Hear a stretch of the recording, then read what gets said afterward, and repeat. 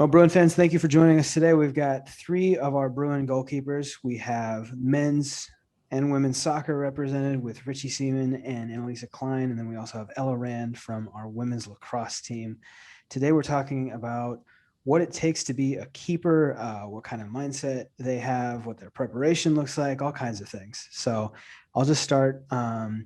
We'll go clockwise order in what I can see on our Zoom call here. So we'll go Ella, Richie, Annalisa.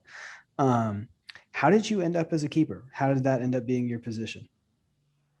Yeah, so for myself, I started playing lacrosse in third grade, and fifth and sixth was when they started having goalies. And so I was just one of the first people to volunteer to be goalie, myself and one other person who ended up dropping being goalie. So just from then on, that was my position. Richie? Um, for me, it was more I didn't want to run, so my dad just kept me in goal. Pretty much Okay. straightforward. That's really all I wanted to do. I just didn't want to run. Simple as that. Okay. Annalisa, how about you? Yeah, I've played since I was like 4, and so I played actually a lot on the field as a forward for a while, and then I actually hated playing goalkeeper, and but I was decently good, and so they were like, "No, we want to keep you back there," but I always wanted to, score the goals until I realized that I was actually better at playing goalkeeper, and it was way more fun saving the games than scoring. Okay. Well, Richie kind of already answered this, but if I could get you guys to go same order again. Once you started out as a keeper, what made you stick with it? Ella, what was it about kind of fifth grade on that you're like, yeah, this is my spot? Yeah, I definitely echo Richie in saying that like fifth grade, part of my motivations for being in the goal was like, yeah, I don't want to run. But I think for the first few years I just kind of like stuck with it because that was what I was already doing. But I definitely came to love the position for itself. Just the connection and unique position that I had, and especially the value that was placed on my own role on the team was really special to me. Okay, Richie, other than just the continued desire to not run, what made you stick with the position? What made me stick with goalkeeper was I was just better at goalkeeper than I was on field. Um, there came a point in time where my teammates had to start relying on me. So I decided to just stick with goal and just power through it, and keep my team in the game. Annalisa, how about you? Yeah, I'd echo that. I think it was really fun to play on the field as a kind of a family thing. But eventually, once I realized that I was better and I enjoyed playing goal a lot more, um, and it fit my personality a little bit better than playing on the field, I was like, "Yep, this is where I belong." That's actually a good segue into what I'd like to ask next. I think some people stereotypically say that keepers are just like a different breed of human, a different kind of personality. Would you say that's true for yourself? And if it is, what do you think makes you uniquely qualified to be a keeper? What traits do you need to be a good goalkeeper? Ella? Yeah, I'd say that there are definitely certain traits that make doing goalkeeping easier, especially just like in my experience with having teammates as goalkeepers. There, I've had a lot of um, like goalkeepers just quit and kind of be done. They just didn't want to do it anymore. Um, and I think a lot of it is learned. For lacrosse, at least, there's a lot of mental, there's a lot of shots and a lot of like compartmentalization and like, okay, you got this shot went in or this shot didn't go in. However, move on to the next thing. And that's definitely a learned thing. It might be easier for some people than others. And there's that like mental toughness for sure. As far as like personality, I feel like there's you can have a lot of different personalities and still be able to have that same trait of being able to move on and go to the next thing and still stay strong. Richie, would you say that's true? Um, Echoing off Ella, at that last part she said, I have a saying that I grew up with. next play. You just gotta forget about the lot what just happened and then just keep going. Um, I do think I wouldn't say different sorry, keepers are a different breed, but I think we just have a different mentality. We just want to keep our team in the game. We want to just keep going. Annalisa, how about you? Yeah, I actually would totally agree with that. Goalkeepers are a different breed. Um, and even a little bit more, I mean, I echo what y'all both said.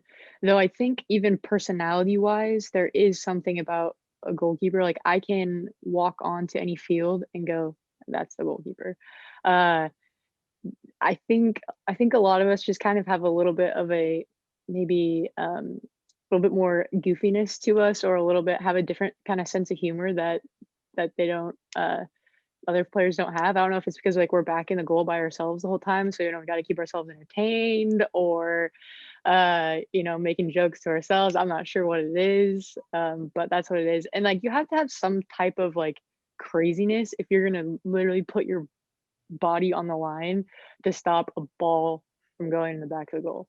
Like, getting hit in the head, you're diving on the ground. Like, these are things that no player on the field would do. So, yeah, we were a little crazy. You have to have some sort of toughness or personality trait to want to go, yeah, kick me in the face, please, so the ball doesn't go in. Um, so yeah. Yeah, I definitely agree with that. I think like the the demands of the position and the nature of the position definitely like sit on the back of the field and like talk to myself, or like think to myself of all the going through all of the scenarios in my head. There's definitely like a special camaraderie, I think, between goalkeepers as well, and that's its own little culture. So definitely sets us apart in that sense. Yeah, I would for sure agree on that there is a culture of goalkeeping. I guess we call it, goalkeepers union, of the fact that like there it is a group of us, and it is very much like even whether it be other goalkeepers on your team or even other goalkeepers like opponent wise, like a goalkeeper makes a good save, it's like, okay, like that sucks because like I want the ball to go in, but like that was a great save. Yeah. And really kind of praising them on that, because what we do is so specialized and unique. Um, so going off of that and how it is specialized, unique, takes a special kind of mental toughness. How do you each prep mentally going into the game? I know, Ella, you have a specific ritual that I've gotten to see up close as we went to nationals. But each of you, what do you tell yourself? What are you listening to? How do you psych yourself up to to spend that entire game in between the pipes trying to keep the net clean? Yeah, I think I do a lot of things that my other teammates do as well.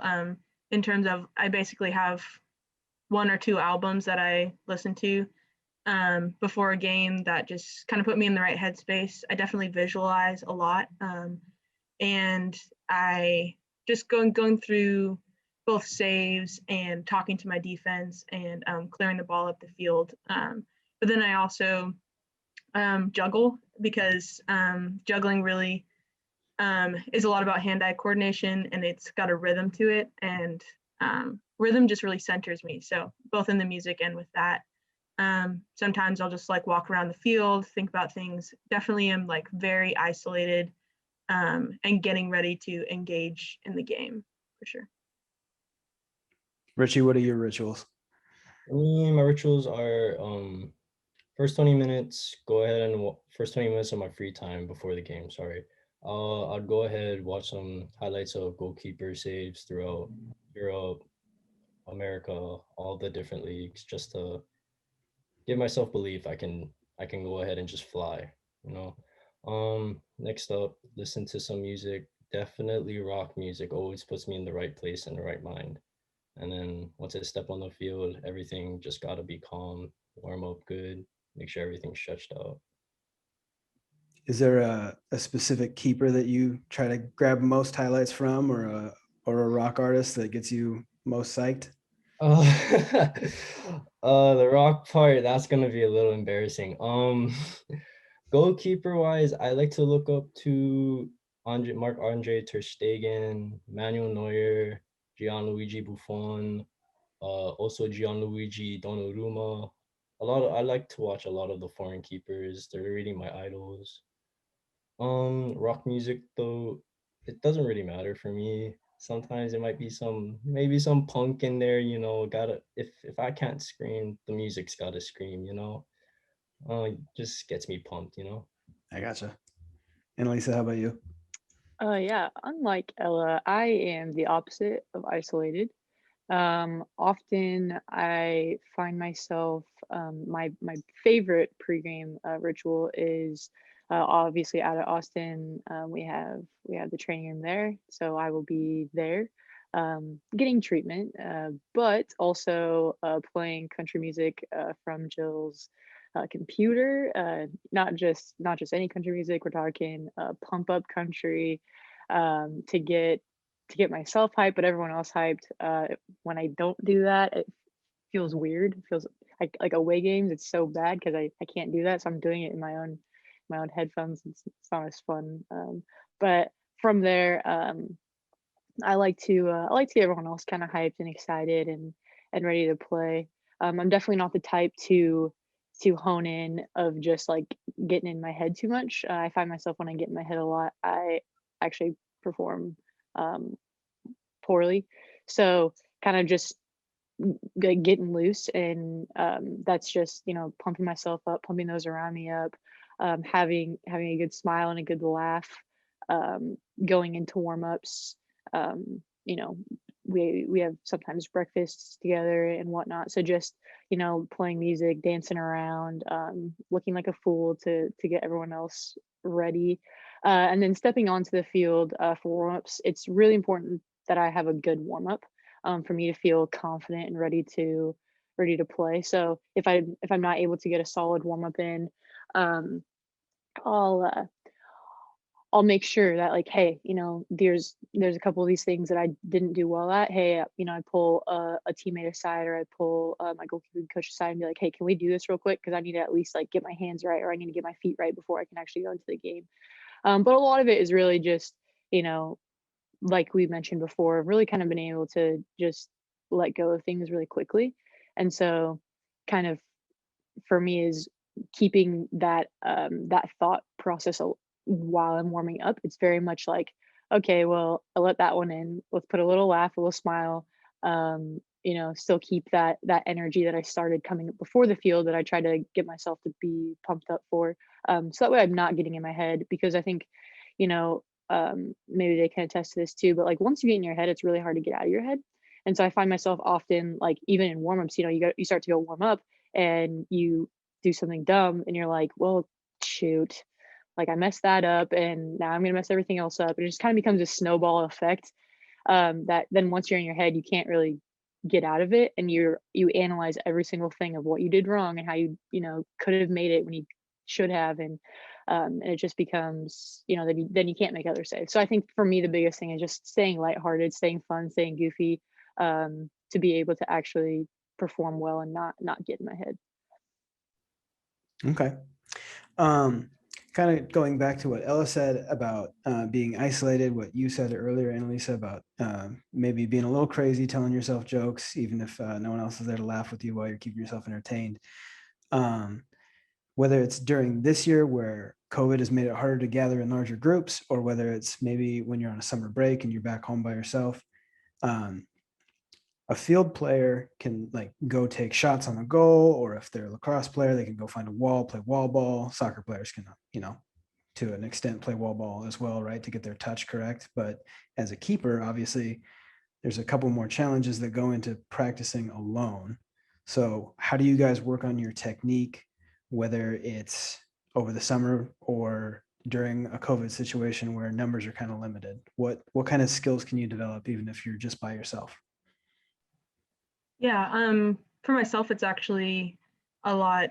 It is relatively simple, just because I can use a wall, because I can just throw the ball at the wall, and I direct it to a certain place that I want it to go, and then just practice those over and over again. So definitely, there's a racquetball court back at home that I use a lot. But yeah, it's definitely not the same as having a live player to shoot on me. So a lot of times I can also like, I end up like kind of juggling against the wall, which is strange, but a lot of hand-eye coordination. So of juggling or of throwing the ball against the wall, or having, like, none of my family plays lacrosse, but just having them throw at me.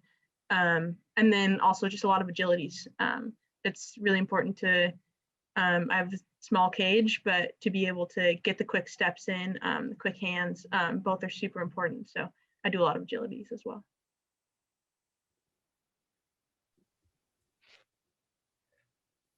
Yeah, for me, it's I'm more lucky. I have a lot of friends who played soccer, who still play soccer to this day back home in Hawaii. So a lot of us just get together, scrimmage, train, all the fun stuff. On the practicing aspect of it though, on my own, I like to work on footwork, especially my handling. Got to make sure my hands are solid but soft at the same time.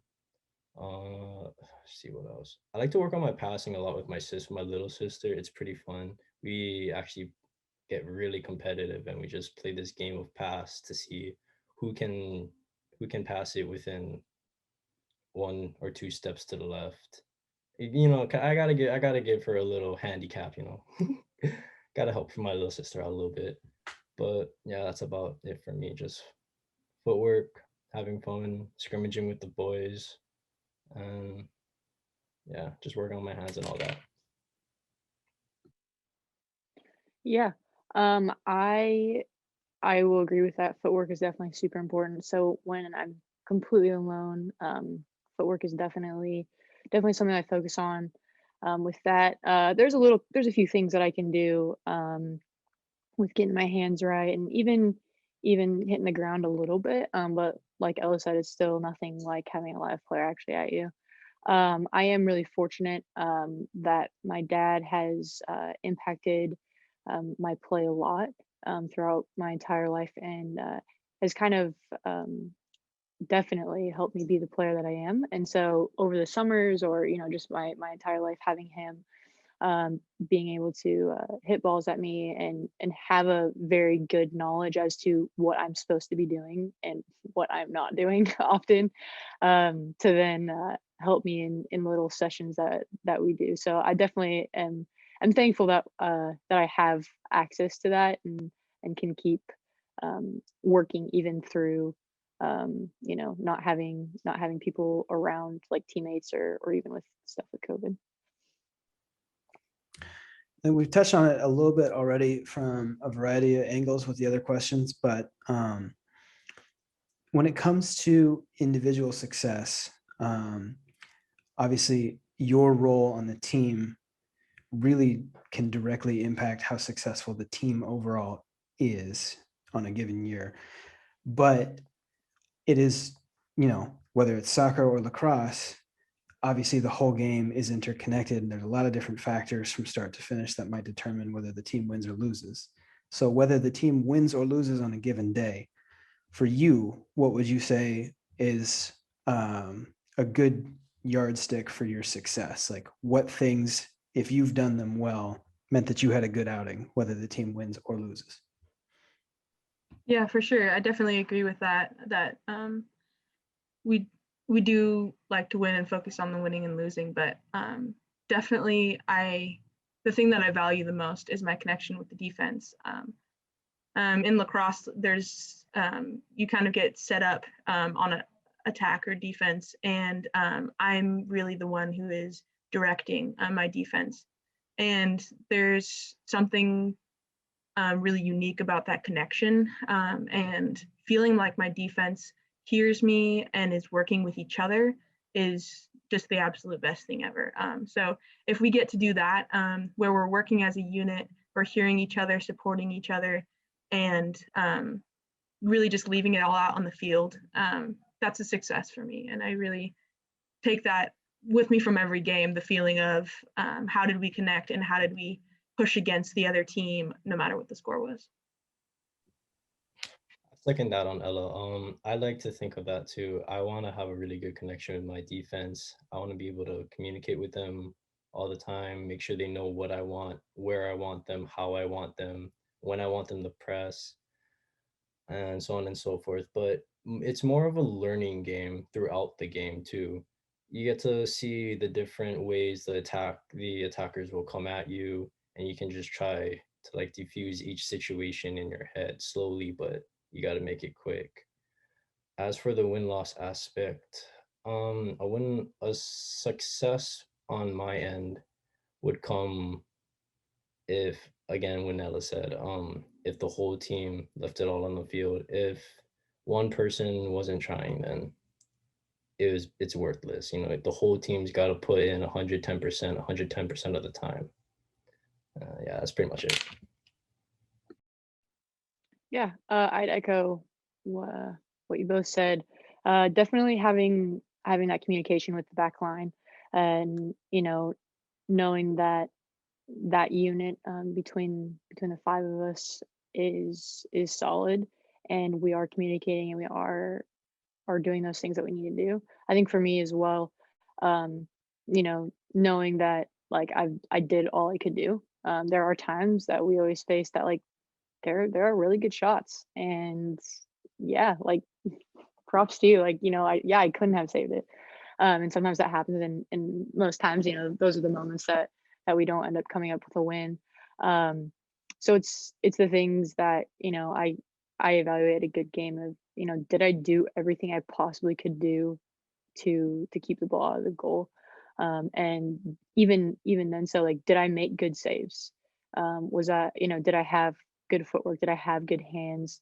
Um, did I, was I being technically sound, or was I just being really sloppy and just getting lucky? I think, to go on the flip side, I have found myself in games where, yeah, we end up winning, but I sucked. Like I was super sloppy. I made really lucky saves. They weren't good. And at the end of the day, like the ball's not going in the net, so that's a plus. But still, it's I didn't have a good game because of these reasons. And so I think it's also important to look at the other side of, hey, I did make these good saves. We did have a good defensive line, so it was a good game no matter what the result was.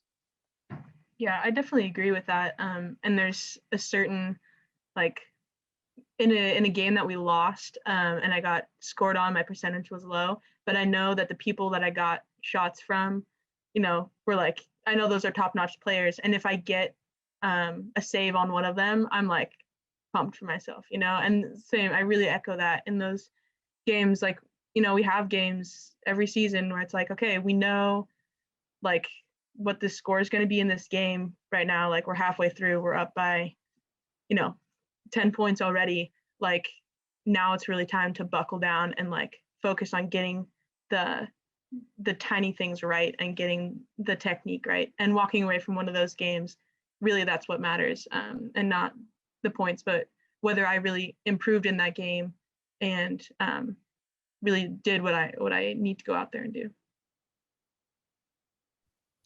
From your perspective, let's say both teams are pretty balanced offensively, so each keeper is getting their fair share of work.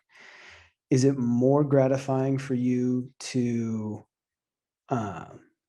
maybe, like Annalisa mentioned earlier, like see the other keeper's quality of a save and one up them in the game, or to really be able to kind of shut out maybe the opponent's top attacker in either of your sports? Like, would it be more exciting to outplay the other keeper in terms of like stylistically, or to be able to completely shut off like one particular player, whether that's because you directed your defense accordingly or just did the work yourself and ended up making a lot of stops? Yeah, for me, definitely shutting down a player. Like, I echo that, like just really respecting the other goalies. But I know I don't tend to really compare myself to other goalies. I compare my team to their team because there's so much that a goalie can do. But if their defense is not there, like they don't have any support, they're just getting shot on, open net, kind of thing. So I really respect when goalies play really well. But I really compare myself and pit myself against players, individual players. And a lot of it is directing my defense, shutting down those kind of wide open goal shots, decreasing their angle, but then also, yeah, being ready for them to shoot and getting in that mental space and being ready to go for those hard saves, and that's what really matters. I second that. For me, it's not. I would say shutting down a player is fun. Blocking the shots, flying all over the place is fun. But I take more pride. I find it more fun when I can tell my defense and help them out. Tell them where to go, and then we can just shut down the one person together. That to me is fun because it shows like the unity of you and your defense, how you guys can listen to each other, communicate, and all of that. Sure, yeah, that'd be about it for me. Sorry. Yeah, I'd third that. I too like to shut down players, and I mean, then it's like there's no question about it. I think a lot of times we're not often noticed. We're kind of just there, and expected to do a job. And I think very often you look at highlights of literally any sport or any thing, and it's always the winning goal and this and that, and like very rarely do you see anything of goalkeepers making great saves. And so I think even if another goalkeeper makes a great save, like that's not something people are like looking at. And I think a lot of it is back to kind of what Ella says. Like I try not to compare myself, because yeah, the defense could be shut down and they just make a good save, or maybe they just were lucky and like they're not a good goalkeeper necessarily, but they like came out with a good save or a lucky save. And I am known to tell my center backs especially to not let certain people shoot. So I definitely try to shut players down. I think in a lot of you know sports you have one player that kind of leads the offense, and so oftentimes with those players that I recognize, I talk to my center backs and like, do not let her turn, do not let her shoot, and not letting that happen is definitely more rewarding because then that stops their entire offense and they don't know what they're supposed to do from there. So yeah, no, I definitely say that.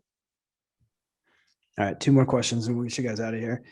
So going off of that, with the desire to shut people down, to make good saves, to identify the threats, to ask your defense to call different things out, do you have in your mind over the courses of your playing careers a favorite save or a single game performance that really sticks out where everything was clicking, your coordination was there, your footwork was there, your communication was there, and it was the best thing that you've done so far in your career? Yeah, I mean, for myself, I'd say actually a game in high school that really was kind of like a landmark for me. I feel like when I was a junior, and we went to playoffs for Oregon, and I think that game, it was like it was our last game for our seniors and things like that.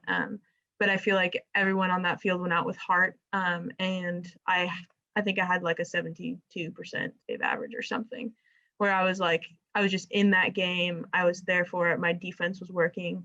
Like we all just went out and crushed it, and it just felt amazing afterward. And I feel like that whole team unity, as well as performing well myself, is just the thing that I'm always looking for. And so I feel like that game really propelled me forward, and maybe believe that like that can happen again, like getting that unity and getting that personal best really is what I'm going for.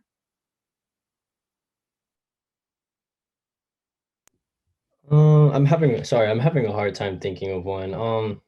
I think one game, there's 2 games in particular, but this was a heartbreaking one. It was quarterfinals in my senior year of the state's championship.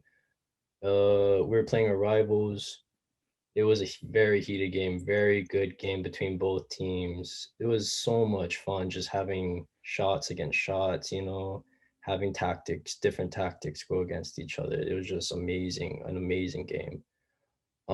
Sad thing was we lost, But reason that game stays close to my heart is because not only did I throw it all on the field for my school, for my team, for my teammates, it was a game where I think in my opinion, and I guess my parents' opinion, even though it's biased, that I did great that game. I blew it up. I didn't let anything come in until, what was it? I think the 110th minute into so that was the second overtime. It was a very close game, and it really, really sucked to let that go in, but it was what it was, but it was just fun at the end. Yeah, mine was actually a little bit more recent. This was last season, last game of the year. We were playing Whitman, I believe, and the entire game, it was just a really close game.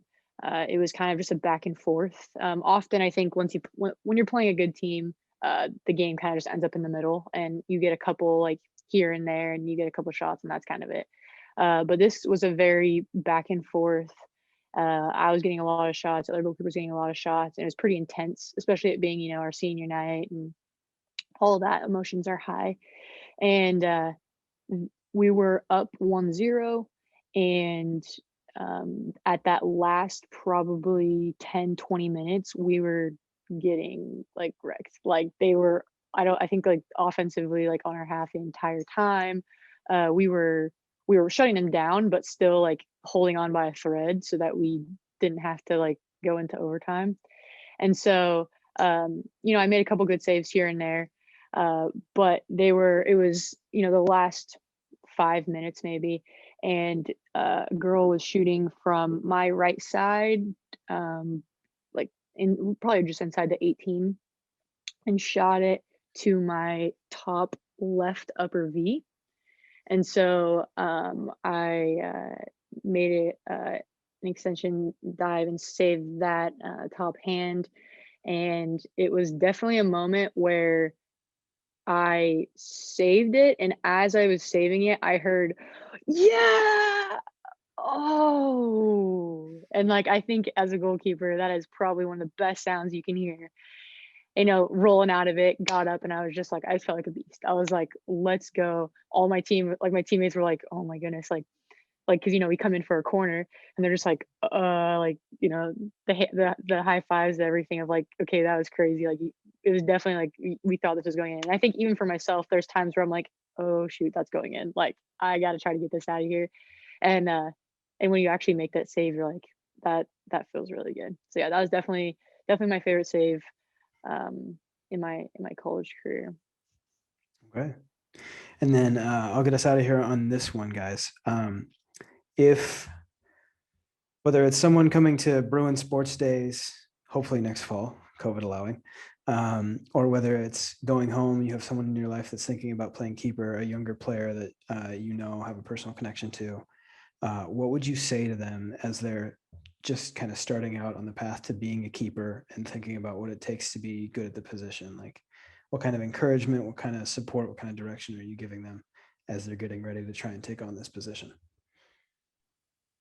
Yeah, I definitely say, looking back, kind of maybe it's something that I wish that I had known, or like could have said to myself in that moment, would have been just to keep going, like and to be persistent as much as possible, because there's a lot in playing goalie that is very much instinctive, and there are game scenarios that you won't see every like really often. And so going through the repetitions and playing game after game and sticking with it, getting those reps in, and also the advice of your coaches and working with your team, there's so much to be said for just getting in the game and getting playing. So of course there's all the other things that you can be doing, getting your hand-eye coordination up for lacrosse players, just like the very specific things, but really sticking with it and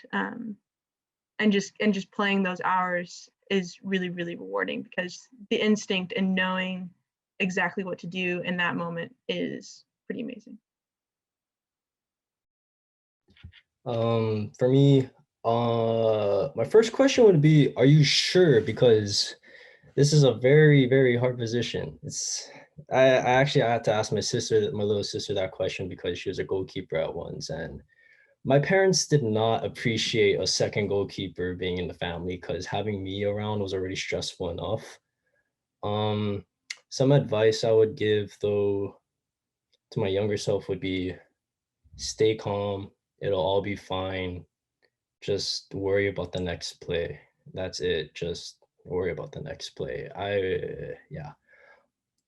And also just practice. Master, not even master, just perfect your techniques, get them down to the T, so you don't have to like hurt yourself when you're doing them. But yeah. Yeah, I would say to my younger self or to others, you got to be willing to work. Um, you have to be willing to have those 7 o'clock practices in the pouring rain in grass, and it's just you and a goalkeeper trainer.